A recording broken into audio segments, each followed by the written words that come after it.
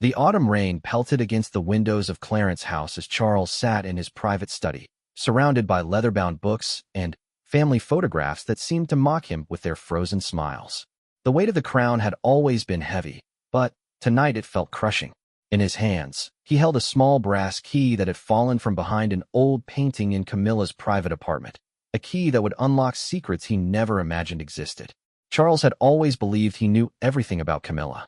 They had shared decades together, weathered public scandals, endured the harsh scrutiny of the media, and, finally, found their way to a marriage that brought them both peace. Or so he thought.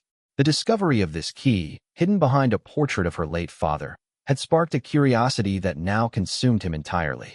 The portrait itself was unremarkable, a formal painting of Major Bruce Shand in his military uniform, the kind that graced the walls of countless English country homes. But when Charles had accidentally brushed against it while reaching for a book, the frame had shifted slightly, revealing a small cavity carved into the wall behind it. Inside that hollow space, wrapped in yellowed tissue paper, was the brass key and a folded note in Camilla's distinctive handwriting that simply read, "For the truth that must remain buried." Charles turned the key over in his palm, feeling its weight and wondering what door it might open. The metal was tarnished with age, suggesting it had been hidden for many years, perhaps decades. His mind raced with possibilities, each more unsettling than the last. What could Camilla have felt compelled to hide so carefully? What truth was so dangerous that it required such elaborate concealment? The house around him seemed unusually quiet tonight. Camilla had traveled to Scotland for a charity engagement, one of her regular commitments to causes close to her heart. She would be gone for 3 days, providing Charles with an opportunity he both welcomed and dreaded. The rational part of his mind urged him to simply ask her about the key when she returned, to trust in the openness that had characterized their relationship in recent years. But another part of him, perhaps awakened by years of navigating the treacherous waters of royal life, whispered that some secrets were hidden for good reason. Charles rose from his chair and walked to the window, watching the rain create rivulets down the glass like tears on a face. The grounds of Clarence's house stretched out before him, manicured and proper, hiding nothing. Unlike the woman he had married, apparently. He thought back to their courtship, both the first time around in their youth, and their eventual reunion after Diana's death. Had there been signs he had missed? Moments when Camilla had seemed distant or evasive. He remembered their early days together, when they were young, and the world seemed full of possibilities. Camilla had been vivacious and open, her laughter infectious, and her wit sharp enough to match his own. She had never been one for secrets then, or so it had seemed. But perhaps that was naive thinking. Everyone had secrets, especially those born into the complex web of aristocratic society where appearances mattered more than truth. The key seemed to grow heavier in his hand as he contemplated its significance. Charles had lived his entire life in the public eye, every action scrutinized, every relationship dissected by the media and the public. He had learned to compartmentalize, to keep certain thoughts and feelings locked away where they could not be used against him. Perhaps Camilla had learned the same lesson, but taken it further than he had ever imagined. He thought about their wedding day, how radiant she had looked despite the years of controversy that had preceded their union. The British public had been divided about their marriage. Some saw it as a fairy tale ending to a decades-long love story, while others viewed it as a betrayal of Diana's memory. Through it all, Camilla had maintained her dignity and composure, never once revealing if the pressure affected her. Now Charles wondered if that composure had been maintained by keeping significant parts of herself hidden away. The grandfather clock in the corner chimed 10 o'clock, its deep tones reverberating through the silent house. Charles knew he should go to bed, should put the key away, and pretend he had never found it. But sleep seemed impossible now. His mind kept returning to the note. For the truth that must remain buried. What truth? And why must it remain buried? Charles walked to Camilla's private sitting room, a space that reflected her personality perfectly. The walls were painted in warm cream tones, and the furniture was comfortable rather than formal. Family photographs covered every available surface. Pictures of her children from her first marriage, grandchildren, and candid shots of their life together. It was a room that spoke of love, family, and contentment. Yet somewhere in this peaceful space, there was a lock that this key would open. He began his search methodically, starting with the obvious places. Desk drawers, jewelry boxes, the antique secretary in the corner, nothing. The key was too large for most standard locks anyway, and Its design suggested something more substantial than a diary or document box. Charles felt foolish creeping around his wife's private space like a common thief, but the compulsion to solve this mystery had become overwhelming. It was nearly midnight when he found what he was looking for. In the corner of the room stood an ornate wooden chest that Charles had always assumed contained linens or seasonal decorations. He had never paid it much attention because it seemed so ordinary, so domestic. But as he examined it more closely, he noticed that the lock was exactly the right size and style for the key in his possession. His hands trembled slightly as he inserted the key into the lock. For a moment, he hesitated. Once opened, whatever secrets lay inside could never be unknown. His relationship with Camilla, his understanding of their shared history, might be forever changed. But the need to know had become stronger than his fear of the consequences. The lock clicked open with surprising ease, as if it had been waiting for this moment. Charles lifted the heavy wooden lid, and the musty smell of old papers and forgotten memories drifted up to meet him. The chest was filled with documents, photographs, and personal items that clearly held great significance for Camilla. At the very top lay a leather-bound journal with her initials embossed in gold on the cover. Charles picked up the journal with reverent hands, knowing that he was crossing a line from which there might be no return. The leather was soft with age, and as he opened it to the first page, he saw Camilla's handwriting from decades past. The date at the top of the first entry made his heart skip. It was from the year they had first met, long before either of them was married, when they were young, and the future stretched endlessly before them. As he read the first few lines, Charles realized that everything he thought he knew about their early relationship might have been incomplete. The journal revealed depths of feeling and complexity that Camilla had never shared with him, even in their most intimate moments. She had documented not just their romance, but her fears, her doubts, and her agonizing decisions about their future. But it was what he found beneath the journal that truly shattered his understanding of the woman he had married. Photographs, letters, and documents that painted a picture of a Camilla he had never known, a woman who had lived a parallel life filled with experiences and relationships that she had never mentioned. The evidence suggested connections to people and events that seemed impossible, yet the documentation was too thorough and authentic to be fabricated. Charles sank into Camilla's favorite chair, the weight of these revelations pressing down on him like a physical force. The rain continued its relentless assault on the windows, and somewhere in the house, a clock continued its steady marking of time. But for Charles, time seemed to have stopped entirely. The man who would be king, who had spent his life preparing to serve his country and uphold its traditions, found himself face to face with the reality that his most intimate relationship had been built on foundations far more complex than he had ever imagined. As he sat surrounded by the evidence of Camilla's hidden past, Charles realized that this was only the beginning. The chest contained enough material to occupy him for hours, perhaps days. Each document, each photograph, each carefully preserved memento represented another piece of a puzzle he was only beginning to understand. The woman he had loved for decades had been hiding not just secrets, but an entire alternate version of herself. The implications were staggering. If Camilla had concealed so much of her past, what else might she be hiding? How could he continue their marriage knowing that she had maintained such elaborate deceptions? And, perhaps most troubling of all, if she had been capable of such secrecy for so long, could he ever truly trust her again? Charles closed the journal and placed it carefully back in the chest, but he did not lock it again. He would return tomorrow, and the next day, and the day after that if necessary, until he had uncovered every secret that Camilla had buried. The truth, whatever it might cost him personally, had to be known. The crown had taught him many difficult lessons about duty and sacrifice, but nothing had prepared him for this moment when his private world threatened to crumble around the very secrets his wife had worked so carefully to protect. The rain continued its steady rhythm against the windows as Charles finally made his way to his bedroom, but sleep remained elusive. Behind his closed eyes, images from Camilla's hidden documents danced and shifted, forming patterns he could not yet understand but knew would haunt him until he found the courage to confront the full scope of what she had concealed. Tomorrow would bring new revelations, and, with them, the growing realization that the woman he thought he knew better than anyone might be the greatest mystery of his life. The morning sun filtered through the heavy curtains of Clarence's house, casting long shadows across the Persian rugs as Charles made his way back to Camilla's sitting room.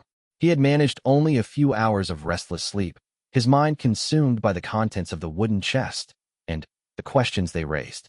The rational voice in his head continued to argue for patience, for waiting to discuss these discoveries with Camilla upon her return. But the more primitive part of his nature, the part that demanded answers and feared deception above all else, drove him back to that corner where secrets lay waiting to be unveiled. The chest sat exactly as he had left it, its lid slightly ajar like a mouth caught mid-confession. Charles approached it with the same mixture of dread and fascination that had consumed him the night before. Today, however, he was determined to be more systematic in his investigation.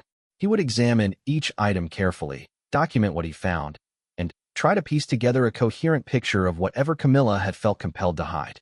He began with the photographs, spreading them across the coffee table like pieces of a jigsaw puzzle. Some were familiar, snapshots from their early courtship, formal portraits from various royal events, casual pictures from their travels together. But interspersed among these expected images were others that made him question everything he thought he knew about Camilla's past. There were pictures of Camilla with people Charles didn't recognize, taken in locations he had never heard her mention. In one particularly striking image, she stood beside a distinguished-looking man in what appeared to be the courtyard of a European castle. Both were dressed formally, and there was an intimacy in their posture that suggested more than casual acquaintance. The photograph was dated 3 years after Charles and Camilla had officially begun their relationship, during a period when she had told him she was visiting family in France. Another photograph showed Camilla at what appeared to be some sort of ceremonial gathering. She wore a white dress and held flowers, surrounded by people in formal attire who seemed to be celebrating something significant. Charles studied the faces in the background, hoping to recognize someone who might provide context, but they were all strangers to him. The setting looked Mediterranean, possibly Italian, and the architecture suggested considerable age and importance. But it was a series of photographs from what appeared to be the late 1980s that truly disturbed him. These images showed Camilla with a young boy who bore a striking resemblance to her own children, yet Charles was certain he had never seen this child before. The boy appeared to be around 8 or 9 years old, with Camilla's distinctive nose and the same intelligent eyes that had first attracted Charles to her decades earlier.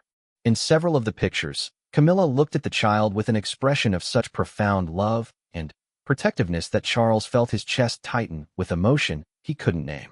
Who was this child? Why had Camilla never mentioned him? The photographs suggested a relationship that went far beyond that of a distant relative or family friend. The boy appeared in numerous pictures spanning what seemed to be several years, always with Camilla, often in settings that suggested they spent significant time together. In one image, they sat together on what appeared to be the steps of a boarding school, the boy in uniform, and Camilla looking every inch the proud mother. Charles set the photographs aside and turned his attention to the letters, of which there were dozens, carefully organized and tied with ribbon according to date and sender. The earliest letters were from the 1970s, written in a masculine hand that Charles didn't recognize. The signature at the bottom of each letter was simply M, offering no clue to the writer's identity. But the content of these letters suggested a relationship of considerable depth and duration. The first letter he read made reference to our situation and the need for continued discretion until the time is right. It spoke of longing and separation, of stolen moments, and the pain of public pretense. Charles felt increasingly uncomfortable as he read, realizing that these letters documented a passionate relationship that had apparently existed parallel to Camilla's marriage to Andrew Parker Bowles and her involvement with Charles himself. One letter, dated just 2 months before Charles's wedding to Diana, contained passages that made him feel physically ill. The writer expressed his understanding of Camilla's necessary sacrifice and promised to honor the agreement we made, no matter how difficult the coming years might be. He spoke of love that transcended conventional boundaries and assured Camilla that our bond will survive whatever public roles we must play. Charles read the letter 3 times, trying to process its implications. During one of the most difficult periods of his life, when he was preparing to marry a woman he barely knew for reasons of state and duty, Camilla had apparently been receiving passionate love letters from another man. The timing suggested that her relationship with this mysterious M had continued throughout her marriage to Andrew and possibly into her renewed relationship with Charles. But it was the later letters, dated from the 1990s and early 2000s, that truly shattered his understanding of recent history. These letters made reference to our son and the challenges of maintaining secrecy for his protection and the protection of all involved.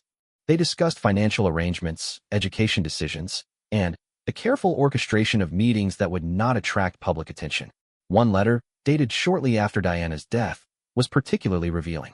M. wrote of his relief that the immediate danger has passed, but warned that we must be even more careful now that the spotlight will inevitably turn toward you and your future with Charles.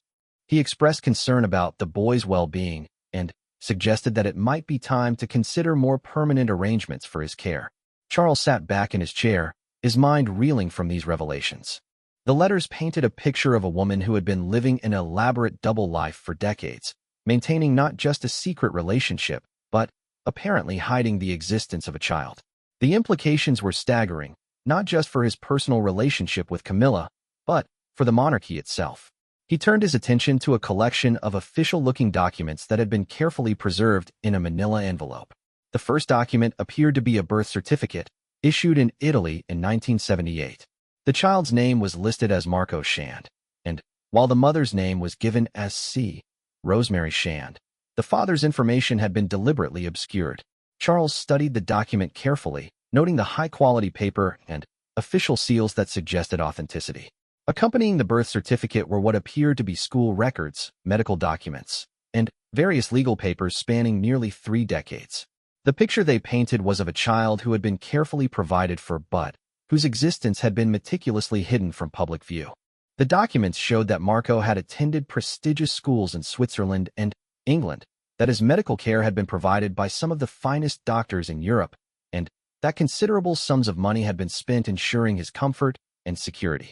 But perhaps most shocking of all was a legal document dated from just 5 years earlier, formally acknowledging Camilla as Marco's mother and establishing a trust fund that would provide for him for the rest of his life. The document was signed by Camilla, by the mysterious M, who was revealed to be one Marco Benedetti, an Italian industrialist Charles knew only by reputation, and by Marco himself, now clearly a grown man. Charles realized that while he had been planning his life with Camilla, believing that they were finally free to be completely honest with each other, she had been orchestrating one of the most elaborate deceptions of his life. The existence of this son, for there was no longer any doubt about Marco's parentage, meant that Camilla had been a mother to a third child throughout their entire relationship, a fact she had never once mentioned.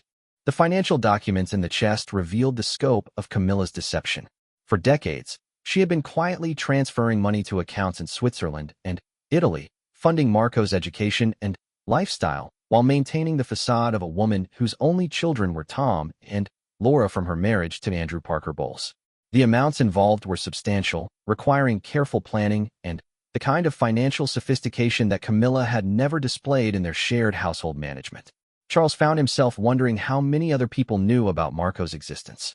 Certainly Marco Benedetti knew, as did Marco himself. But were there others? Had Andrew Parker Bowles known? Did Tom and Laura know they had a half-brother they had never met?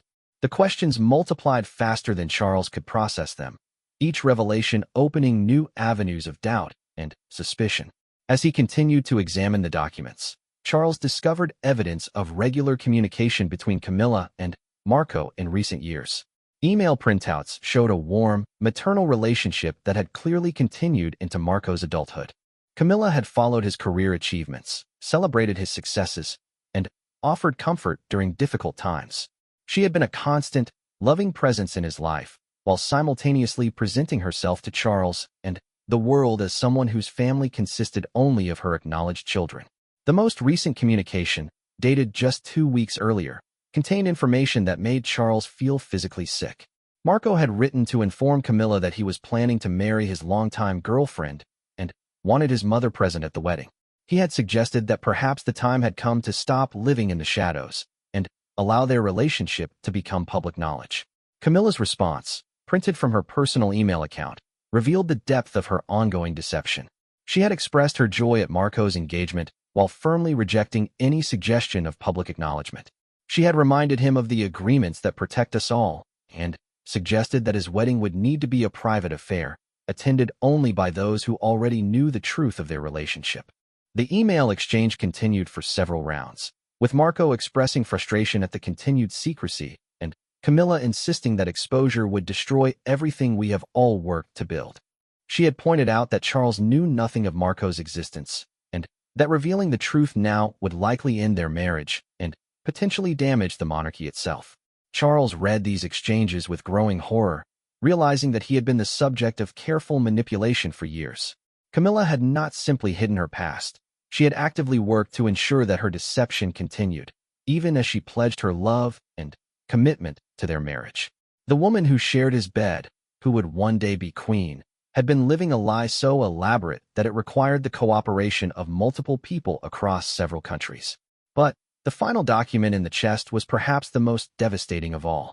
It was a letter from Camilla to Marco, dated just 1 month after her wedding to Charles. In it, she had written about her guilt over the deception, but insisted that it was necessary for everyone's protection. She had promised Marco that she would find a way to tell Charles the truth when the time is right, but had warned that such a revelation might destroy their relationship entirely. "I love Charles more than I have ever loved anyone," she had written, "but I know that he would never understand the choices I made when I was young and desperate. The world he comes from does not allow for the kind of compromises that my world demanded. I can only pray that someday he will be able to forgive me for the deception, but I fear that day may never come." Charles set the letter down with trembling hands, finally, understanding the full scope of what Camilla had hidden from him. It wasn't just the existence of a secret son, though that was shocking enough.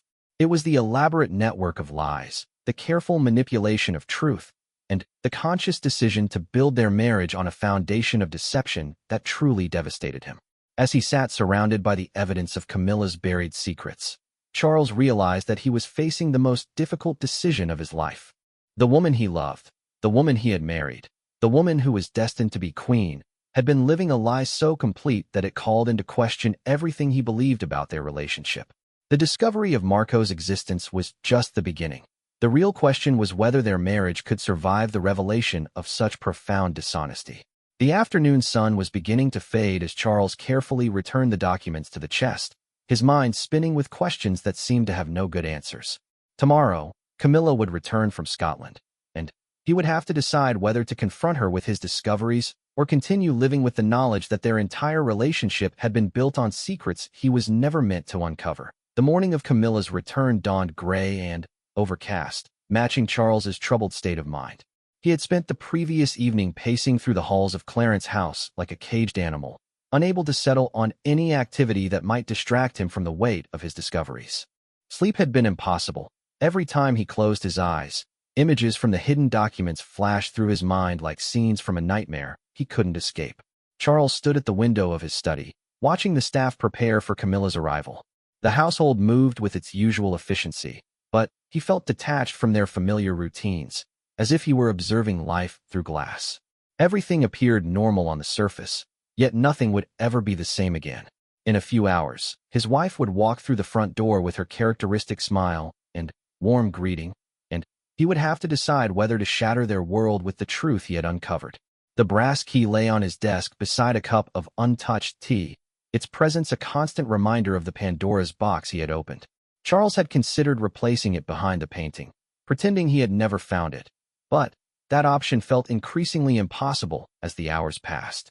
The knowledge of Marco's existence, of the decades of deception, of the elaborate lies that had shaped their relationship, these revelations had changed something fundamental in Charles that could not be unchanged. He thought about Marco himself, trying to imagine the man his wife's son had become. The documents had revealed fragments of a life lived in careful shadow, excellent education, comfortable circumstances, but always with the understanding that public acknowledgement was impossible. Charles found himself wondering about the psychological cost of such secrecy, not just for Marco, but for Camilla herself. How did someone maintain such an elaborate deception for decades without it destroying something essential within them? The intercom on his desk buzzed softly. "Your Royal Highness, the Duchess has arrived," came the discreet voice of his private secretary. Charles felt his stomach tighten. The moment he had been dreading and anticipating in equal measure had finally come. He could hear Camilla's voice in the entrance hall below, warm and animated as she greeted the staff and asked about household matters with the genuine interest that had endeared her to everyone who worked for them. The normalcy of her return, The complete absence of any indication that she carried the weight of such monumental secrets somehow made the situation even more surreal. Charles remained in his study, unable to trust himself to act naturally in those first moments. He needed time to observe her, to see if his new knowledge would reveal signs he had previously missed. The woman who climbed the stairs to find him would be the same person who had left for Scotland 3 days earlier. But Charles knew he would be seeing her through completely different eyes. When Camilla appeared in the doorway of his study, Charles was struck by how genuinely happy she looked to see him. Her face lit up with the smile that had captivated him for decades, and she moved toward him with the easy familiarity of long marriage. For a moment, he almost forgot about the chest and its contents, almost allowed himself to be swept up in the comfort of her presence. "Darling," she said, reaching up to kiss him on the cheek, "I've missed you terribly. Scotland was beautiful, but it's not the same without you there to share it with me." She settled into her favorite chair with a satisfied sigh. "How have you been keeping yourself busy? You look tired. Haven't you been sleeping well?" The irony of her concern for his well-being, given what he had discovered about her deceptions, was almost overwhelming. Charles managed a weak smile. "I've had a few restless nights," he said, his voice sounding strange to his own ears. "There's been a lot on my mind lately." Camilla studied his face with the intuitive understanding that came from years of shared life. "Something's troubling you," she observed, her tone shifting from casual affection to genuine concern. "What is it? Has something happened while I was away?" Charles found himself at a crossroads that would define the rest of their relationship. He could deflect her question, suggest that work pressures or routine concerns were responsible for his mood. He could buy himself more time to process his discoveries, perhaps even seek advice from trusted counselors about how to proceed. Or he could confront her directly with what he had found, demanding explanations that might destroy everything they had built together. Instead, he chose a middle path that surprised even himself. "I was reorganizing some of your books while you were away," he said carefully, watching her face for any reaction. "I wanted to surprise you by having them properly cataloged. I accidentally knocked over that portrait of your father, and I found something behind it." Camilla's face went completely still. The change was so sudden and dramatic that Charles realized she knew exactly what he was referring to. The mask of casual domesticity slipped away, replaced by something harder and more calculating. For several long moments, they simply looked at each other, the weight of unspoken knowledge hanging between them like a physical presence. "I see," she said finally, her voice carefully controlled. "And did you investigate further?" The question confirmed what Charles had already suspected, that the key and the note had been deliberately placed where they might eventually be discovered. Perhaps Camilla had grown tired of carrying her secrets alone, or perhaps she had always known that such elaborate deceptions could not be maintained forever. Either way, her reaction suggested that this moment had been inevitable. "I did," Charles replied simply. There seemed no point in pretending otherwise. Camilla closed her eyes and was quiet for so long that Charles began to worry she might be having some sort of medical episode. When she finally spoke, her voice was barely above a whisper. "How much do you know?" "Everything, I think," Charles said. "About Marco. About Marco Benedetti. About the money, the schools, the ongoing relationship. Everything." The name of her son seemed to hit Camilla like a physical blow. She doubled over slightly, as if in pain, and Charles had to resist the instinct to go to her. When she straightened, there were tears in her eyes, but her voice remained steady. "I suppose I always knew this day would come," she said. "I've been carrying these secrets for so long that they've become part of me, but I never intended for you to discover them like this. I always imagined I would find the courage to tell you myself, when the time was right." "And when would the time have been right?" Charles asked, his own voice beginning to show the strain of the emotions he was trying to control. "After we'd been married 10 years? 20? When I was on my deathbed? When exactly were you planning to tell me that my wife had a secret son she'd been supporting and communicating with throughout our entire relationship?" Camilla flinched at the harshness in his tone, but she didn't try to defend herself. Instead, she began to speak in a voice that seemed to come from a great distance, as if she were recounting someone else's story. "I was 29 when I met Marco Benedetti," she began.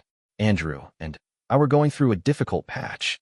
He was involved with someone else, and our marriage was essentially over in all but name. I was in Italy for what was supposed to be a brief holiday, but I ended up staying for nearly 3 months. Marco was unlike anyone I had ever met. He was sophisticated, passionate, completely outside the world I had grown up in. For the first time in my life, I felt truly alive." She paused, lost in memories that Charles realized he had never been allowed to share. When I discovered I was pregnant, I was terrified. Andrew and I were barely speaking. You and I had ended our relationship because of the pressures your family put on us. And I was alone in a foreign country carrying the child of a man I barely knew, despite how deeply I felt about him. Charles listened in silence, trying to understand how the woman he thought he knew completely had lived through experiences she had never shared with him.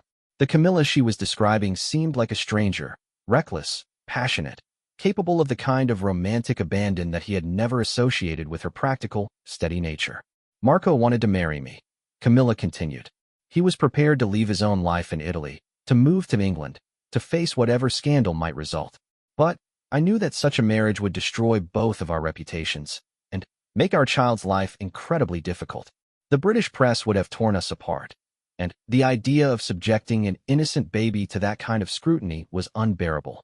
So you decided to lie instead, Charles said, unable to keep the bitterness out of his voice. I decided to protect everyone involved, Camilla replied with sudden fire. I gave birth to Marco in Italy, in a private clinic where discretion was guaranteed. Marco Benedetti acknowledged paternity privately, but agreed that public knowledge would serve no one's interests. I arranged for the baby to be raised by a wonderful family who understood the situation and were compensated for their care and silence. Charles tried to process this information, but the more Camilla revealed, the more questions arose in his mind. But you stayed involved, he said. The documents show ongoing contact, financial support, emotional involvement. You didn't just give him up for adoption and walk away. You've been living a double life for 30 years. Camilla nodded, fresh tears starting to flow. I couldn't abandon him completely. He was my son, my flesh and blood. I made arrangements to see him regularly, to be involved in his education, to ensure he never wanted for anything material or emotional. Marco Benedetti and I maintained a correspondence, not out of romantic attachment, but because we shared responsibility for our child. And when you reconciled with Andrew, when you married him and had Tom and Laura, did you tell them about their half-brother? I told no one, Camilla said firmly. Andrew knew something significant had happened during our separation, but I never gave him details. Tom and Laura have no idea Marco exists. The fewer people who knew the truth, the safer everyone would be. Charles stood and walked to the window, trying to absorb the implications of what he was hearing. And what about us? He asked without turning around. When we found each other again after Diana died, when we decided to build a life together, did you never think I had a right to know that you had another son? I thought about it every day, Camilla said, her voice breaking slightly. But by then, the deception had taken on a life of its own. Marco was grown, settled in Italy with a good life. Revealing his existence would have destroyed him, destroyed Marco Benedetti, potentially destroyed our relationship. What would have been gained by the truth at that point except pain for everyone involved? Charles turned back to face her, and, for the first time since beginning this conversation, he saw not the woman who had deceived him, but the woman who had been trapped by her own choices for decades. You never gave me the chance to understand, he said quietly. You never trusted me enough to believe I might be able to accept the complexities of your past. How could I? Camilla asked desperately. You're the heir to the throne, destined to be the head of the Church of England, the symbol of moral authority for an entire nation. Your life has been dedicated to duty and propriety from the moment you were born. How could I tell you that your wife had lived the kind of romantic scandal that would make headlines for months if it ever became public knowledge? The accusation stung because it contained an uncomfortable grain of truth. Charles had lived his entire life within rigid constraints, bound by expectations that left little room for the kind of passionate mistakes that seemed to define Camilla's hidden past. But the suggestion that he would have rejected her because of her humanity rather than her deception felt like a profound misunderstanding of who he was, or at least who he wanted to be. You never gave me the chance to prove you wrong, he said. Instead, you chose to lie to me for years, to build our marriage on a foundation of secrets and half-truths. You let me believe I was marrying someone who had never hidden anything significant from me, when in reality, you were hiding the most important relationship of your life. Camilla stood and moved toward him, her hands outstretched in a gesture of supplication. Charles, please. I know how this must seem to you, but you have to understand that everything I did was motivated by love. Love for Marco, love for you, love for the life we were trying to build together. I never intended to hurt you. But you did hurt me. Charles replied, stepping back from her reach. Not just by hiding Marco's existence, but by deciding that I wasn't trustworthy enough to share the truth with. You made fundamental decisions about our relationship without giving me any voice in those decisions. You treated me like a child who needed to be protected from difficult realities. The distance between them seemed to grow wider with each exchange, as if the revelation of Camilla's secrets was creating a chasm that might never be bridged. Charles could see the desperation in her eyes, the fear that she might lose everything she had worked so carefully to protect. But he could also see something else, a relief that suggested she was tired of carrying the weight of such elaborate deceptions. "What happens now?" she asked finally. "Now that you know the truth, what do we do?" Charles looked at his wife, for she was still his wife, despite everything, and realized that he didn't know how to answer her question. The discovery of Marco's existence had shattered his understanding of their relationship, but it had also revealed depths of Camilla's character that he had never suspected. She was capable of greater deception than he had imagined, but also of greater sacrifice. She had protected people she loved at enormous personal cost, but she had also denied him the opportunity to be a true partner in those decisions. "I need time," he said finally. "I need to understand what all of this means for us, for our marriage, for our future. And I think I need to meet Marco." Camilla's face went pale at this suggestion. "Charles, no. You don't understand what you're asking. Marco has built a good life based on the understanding that his parentage would remain secret. Introducing you into his world could destroy everything he's worked for. Then, we'll have to find a way to do it that protects him," Charles said with a firmness that surprised them both. "But I can't move forward without understanding the full scope of what we're dealing with. If Marco is going to remain a secret for the rest of our lives, I need to know who I'm helping to protect. And if there's any possibility of bringing this relationship into the light, I need to understand what that might look like." The conversation had reached a natural stopping point, but Charles knew it was far from over. The revelations of the past hour had changed everything, yet solved nothing. Camilla's secrets were no longer buried, but the question of what to do with them remained as complicated as ever. The woman he loved had revealed herself to be both more complex and more human than he had imagined, but whether their marriage could survive such profound deception remained to be seen. As evening settled over Clarence's house, Charles and Camilla sat in their respective chairs, the weight of 30 years of secrets hanging between them like a barrier that might never be completely removed. The truth, as Charles was learning, was far more complicated than the lies that had preceded it, and the path forward was anything but clear. 3 weeks passed before Charles finally made contact with Marco Benedetti through intermediaries. The delay had been necessary not just for security reasons, but because Charles needed time to process the magnitude of what such a meeting would mean. He was, after all, preparing to meet his wife's secret son, a man whose existence could potentially destabilize the monarchy if it ever became public knowledge. The arrangements were intricate and deliberately obscure.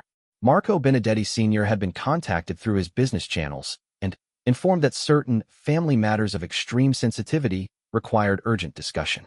No names were mentioned, no specifics given, but the message was clear enough that within days, a secure communication channel had been established. Charles found himself in the surreal position of corresponding with a man he had never met about a son he had never heard of until recently. Marco Benedetti's responses to their carefully coded messages revealed a sophisticated understanding of discretion and a deep concern for his son's well-being. It became clear that he had spent decades protecting Marco from exactly the kind of exposure that Charles's involvement might bring. The meeting was arranged for a small, private hotel in Switzerland, a neutral location where 3 men could convene without attracting the attention that any of them meeting in London or Italy might generate. Charles traveled under an assumed name with minimal security, a risk that would have horrified his protection officers if they had known the true purpose of his journey. When Charles first laid eyes on Marco Shand, for he had taken his mother's maiden name as his surname, the family resemblance was unmistakable.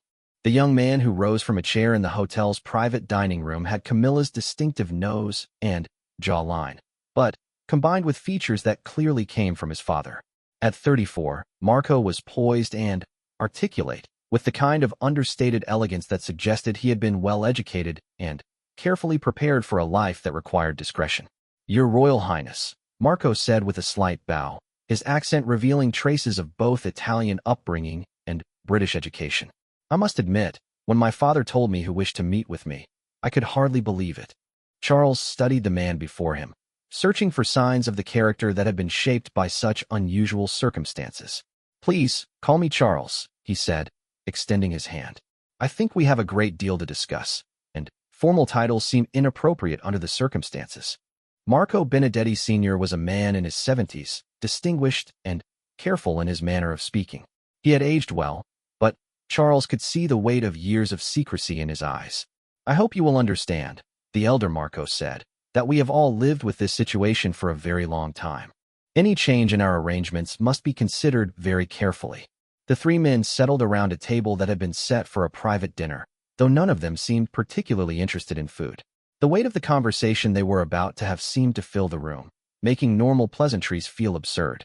"I want you to know," Charles began, addressing his remarks primarily to the younger Marco, "that I discovered your existence entirely by accident.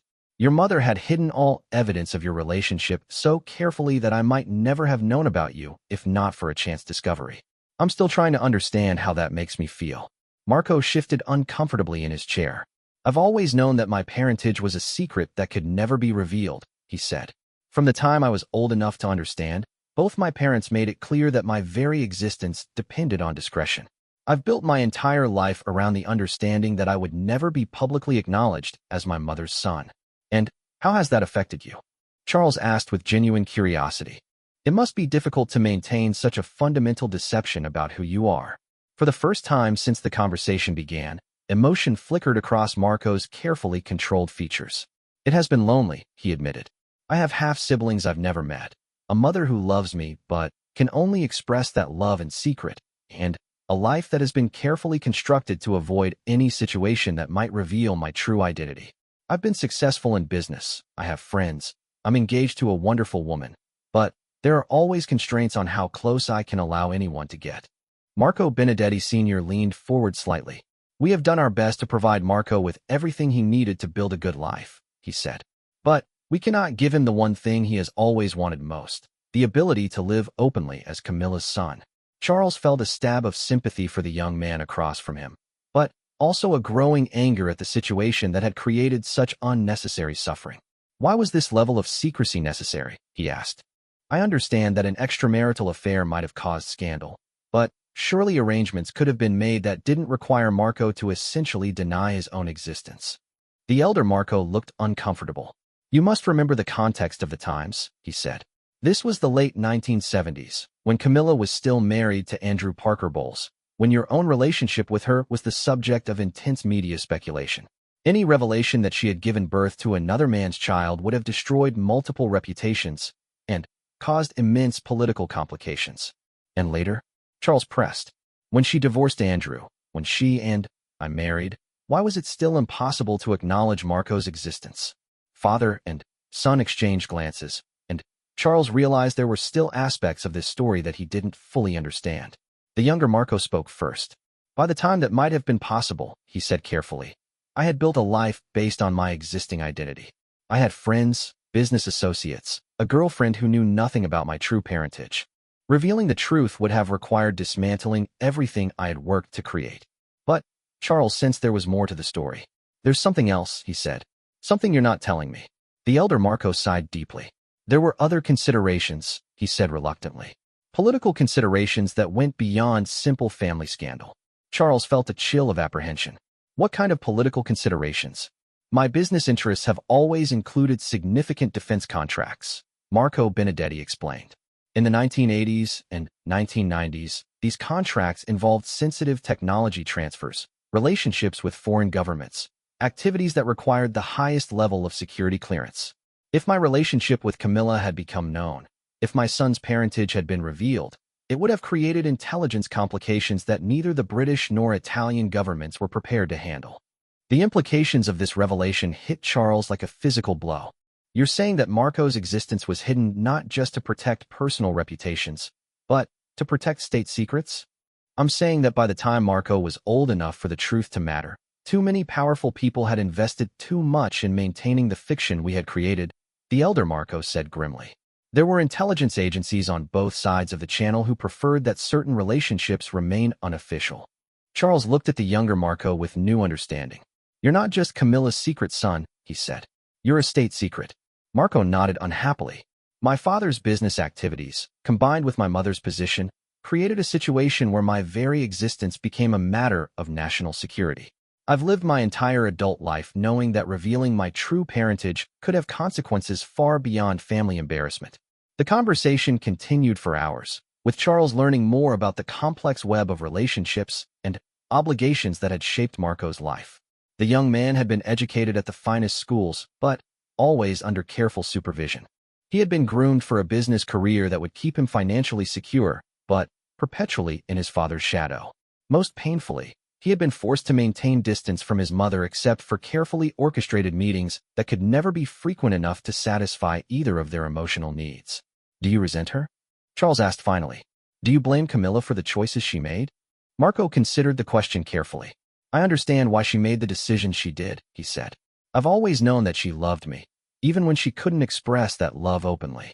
But, yes, there are times when I've wondered what my life might have been like if she had been willing to face the consequences of acknowledging me publicly. And what about now? Charles asked. What happens next?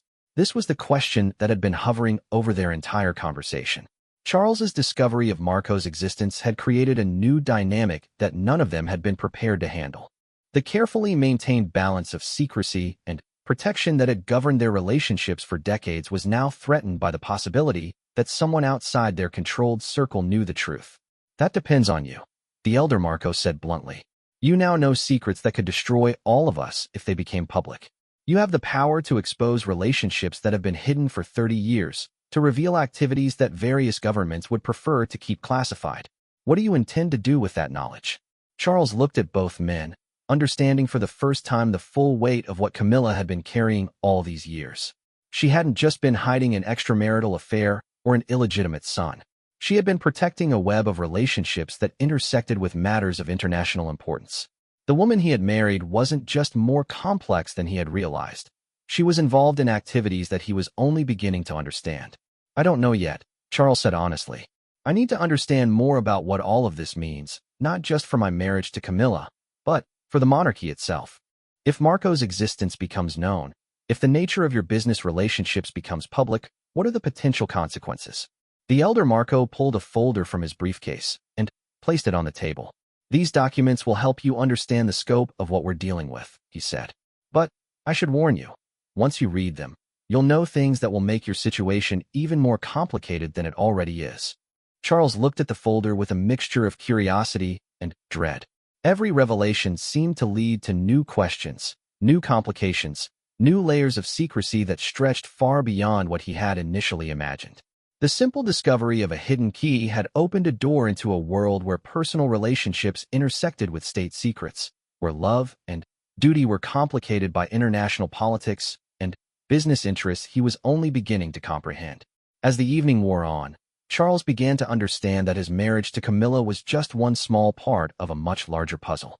The woman he loved had been not just hiding a son, but protecting secrets that could potentially affect the security of multiple nations. The question now was whether he could live with that knowledge, and whether their relationship could survive the weight of such momentous deceptions. The younger Marco finally asked the question that had been implicit in their entire conversation. Are you going to tell anyone else about me? Charles looked at the man who was his wife's secret son, seeing in his face the same uncertainty that had been plaguing his own thoughts for weeks. I honestly don't know, he said. But I promise you this, whatever I decide, I'll make sure you understand the reasoning behind my choice. You've lived your entire life with decisions being made for you by other people.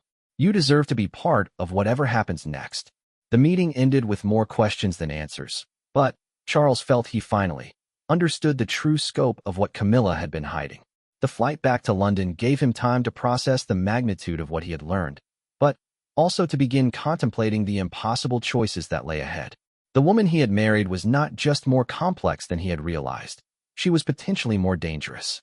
The question now was whether their love could survive the weight of such profound secrets, and whether the monarchy itself could withstand the potential exposure of relationships that had been hidden for reasons that went far beyond simple family scandal. Charles returned from Switzerland with documents that kept him awake for 3 consecutive nights. The folder Marco Benedetti Sr. had given him contained evidence of business relationships and political arrangements that stretched back 40 years, involving not just Italian defense contracts, but connections to intelligence agencies, diplomatic initiatives, and financial networks that operated in the shadows between legitimate business and state security. The most disturbing revelation was that Camilla's involvement with Marco Benedetti Sr. hadn't ended with their son's birth. Throughout the 1980s and 1990s, she had served as an informal intermediary for communications between British and Italian intelligence services, using her social connections and unimpeachable reputation to facilitate meetings and exchanges that couldn't be conducted through official channels. Charles found himself staring at photographs of Camilla at charity events and social gatherings that he now realized had been carefully orchestrated intelligence operations. The elegant dinner parties she had hosted, the cultural exchanges she had supported, the international relationships she had cultivated, all of it had served a secondary purpose that she had never mentioned to him, not even after they were married. The scope of her deception was breathtaking. For decades, Camilla had been living not just a double life, but a triple life. She was simultaneously the public figure he knew, the secret mother who maintained contact with Marco, and an intelligence asset who helped facilitate sensitive communications between allied governments. The woman who shared his bed had been involved in activities that could have compromised the monarchy if they had ever been exposed. But it was the final document in the folder that truly shattered Charles's understanding of recent events. It was a security assessment dated just 6 months earlier, warning that changes in Italian politics and the death of several key intelligence figures had made continued secrecy increasingly difficult to maintain. The report recommended that all parties consider exit strategies for long-term arrangements that may no longer be sustainable.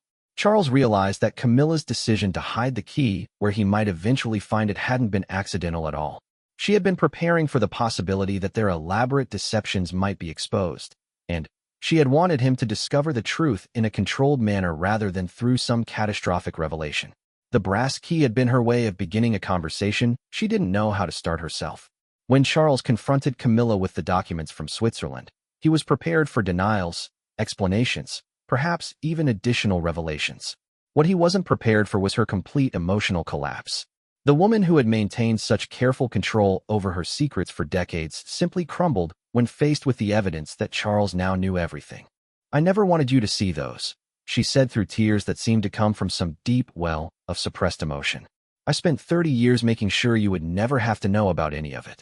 I thought I could take it all to my grave and spare you the burden of understanding what I had done." Charles sat beside his wife in their private sitting room, the same room where he had discovered her hidden chest just weeks earlier. The space that had once represented comfortable domesticity now felt like a stage where elaborate performances had been conducted for his benefit. "Help me understand," he said quietly. "Help me understand how the woman I married could have been involved in intelligence operations without my knowledge. Help me understand how you could have been facilitating communications for foreign governments while I believed you were simply supporting charitable causes." Camilla wiped her eyes and took a shuddering breath. "It began so innocently," she said. "After Marco was born, when I was trying to establish some kind of ongoing relationship with him and his father, I discovered that Marco Benedetti needed certain favors from British contacts. Nothing dramatic, just introductions to people who might be helpful for his business interests. And you provided those introductions," Charles said. "I did. And gradually, I realized that some of those business interests involved defense contracts, intelligence sharing, activities that required the highest level of discretion. I found myself in a unique position. I had access to British society at the highest levels, but I also had personal relationships with Italian businessmen and politicians through Marco and his father." Charles tried to imagine how such arrangements had evolved over time. "So you became a go-between," he said. "I became useful," Camilla corrected. "There were conversations that needed to happen between British and Italian intelligence services, but they couldn't happen through official channels without creating political complications. I could arrange for the right people to meet at social events. I could facilitate introductions that appeared completely innocent, but served important security purposes. And no one thought to inform the heir to the throne that his future wife was involved in intelligence operations." Camilla looked at him with something that might have been pity. "Charles, you have to understand how these things work. The fewer people who know about sensitive operations, the better. Your involvement would have created security risks that no one was willing to accept. It was considered safer for you to remain unaware." The implications of this revelation were staggering. Not only had Camilla been deceiving him about fundamental aspects of her life, but intelligence agencies in 2 countries had been deliberately keeping him in the dark about activities that directly involved his wife. The future king had been considered a security risk by his own government. "Are you still involved?" Charles asked. "Are you still facilitating these kinds of communications?" Camilla shook her head. "The networks I was part of have been gradually dismantled over the past few years. Key players have died or retired, political situations have changed, and the need for the kind of informal facilitation I provided has diminished. That's part of why I began to think that perhaps the truth could finally be revealed." Charles stood and walked to the window, looking out at the gardens where he had spent countless peaceful hours with the woman who was now revealing herself to be someone he had never really known. "What about Marco?" he asked. "What about our son?" The possessive pronoun slipped out before Charles could stop it, revealing something he hadn't consciously acknowledged. Despite everything, despite the deception and the complications, he was beginning to think of Marco as part of his family. Camilla noticed the slip as well. "He wants to meet you again," she said softly. "After your conversation in Switzerland, he contacted me to say that he was impressed by your discretion and your concern for his well-being. He's been thinking about what his life might look like if the truth were finally acknowledged." "And what would that look like?" Charles asked. "It would require careful planning," Camilla said. "Marco has built a successful life in Italy, but he's always felt the weight of carrying such fundamental secrets about his identity. His fiancée knows nothing about his true parentage. His business associates have no idea that his mother is the Queen Consort of England. Revealing the truth would require dismantling carefully constructed deceptions and rebuilding relationships on the foundation of honesty." Charles turned back to face his wife, seeing her clearly for perhaps the first time since their marriage. She was more complex, more capable, and more dangerous than he had ever imagined. But she was also more vulnerable, having carried the weight of such enormous secrets for so long that they had become part of her very identity. "What do you want?" he asked her. "If we could wave a magic wand and create whatever future you truly desired, what would it look like?" Camilla was quiet for so long that Charles wondered if she had even heard the question. When she finally spoke, her voice was barely above a whisper. "I want to be able to love my son openly," she said. "I want him to be able to tell his future wife who his mother really is. I want to be able to attend his wedding, to hold my grandchildren, to be part of his life in all the ways that have been forbidden for 30 years. But I also want to protect you, to protect the monarchy, to avoid creating the kind of scandal that could damage everything we've worked to build together." Charles realized that they had reached the crucial moment, the point where they would either find a way forward together or discover that the weight of Camilla's secrets had irreparably damaged their relationship. The choice he made now would define not just their marriage, but potentially the future of the monarchy itself. "Then, we'll find a way," he said finally. "We'll find a way to bring Marco into our lives without destroying everything else. It won't be easy, and it will require the kind of careful planning that you've obviously mastered over the years. But I can't live the rest of my life knowing that my wife has a son she can't acknowledge, and I can't build our future on a foundation of secrets." The relief that flooded Camilla's face was so profound that Charles realized she had been prepared for him to leave her, to end their marriage rather than accept the complications her deceptions had created. Instead, he was offering to help her solve problems that had seemed unsolvable for decades. "It will be dangerous," she warned. "If word of Marco's existence becomes public before we're ready, it could create political scandals in both Britain and Italy. The intelligence connections alone could generate headlines for months. Then, we'll make sure we're ready," Charles said. "We'll plan every detail, anticipate every possible complication, and control the narrative from the beginning. You've spent 30 years learning how to manage secrets. Now we'll use those skills to manage the truth." Over the following months, Charles and Camilla worked together to develop a strategy for gradually integrating Marco into their lives. The process was painstakingly slow and incredibly complex, involving legal consultations, security assessments, and careful coordination with intelligence agencies in multiple countries. Marco's first official visit to Clarence House was arranged under the cover of a business meeting with one of Charles's environmental charities.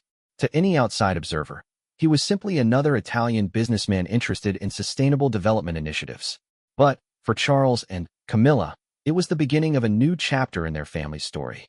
Watching Camilla interact with Marco in the safety of their own home, Charles finally understood the depth of the sacrifice she had made for so many years. The love between mother and son was evident in every gesture, every glance, every word they exchanged. Yet for decades, that love had been expressed only in stolen moments and secret meetings. The integration of Marco into their lives required revealing the truth to Tom and Laura, Camilla's children from her first marriage. Their reaction was a mixture of shock, hurt, and eventual acceptance that reflected the complexity of the situation itself. They were angry that they had been kept in the dark about their half-brother's existence, but they also understood the impossible circumstances that had made such secrecy seem necessary. Marco's engagement provided the first test of their new openness. His fiancée, Isabella, was told the truth about his parentage in a carefully orchestrated conversation that involved both his parents and, remarkably, Charles himself. The young woman's shock was profound, but her love for Marco ultimately proved stronger than her concern about the complications his royal connections might bring to their lives. The wedding, when it finally took place, was a small, private affair in the gardens of a villa in Tuscany. For the first time in 35 years, Camilla was able to attend her son's wedding as his acknowledged mother.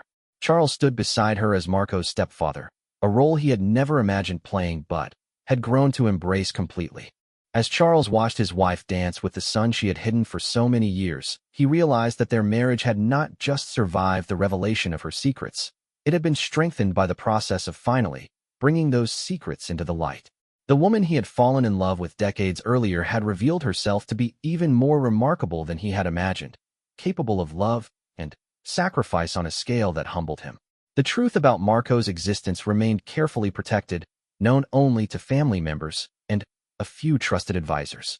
But within that protected circle, the love that had been hidden for so long was finally free to flourish.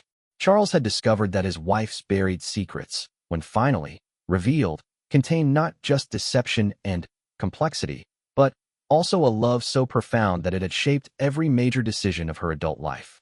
The brass key that had started it all now rested in Charles's desk drawer, no longer a symbol of hidden secrets, but a reminder of the courage it had taken to finally unlock the truth. The woman he had married was more complex than he had ever imagined, but she was also more worthy of love than he had ever dared to hope. Together, they had found a way to honor both the demands of duty and the deeper demands of the human heart, creating a future where love no longer had to hide in the shadows.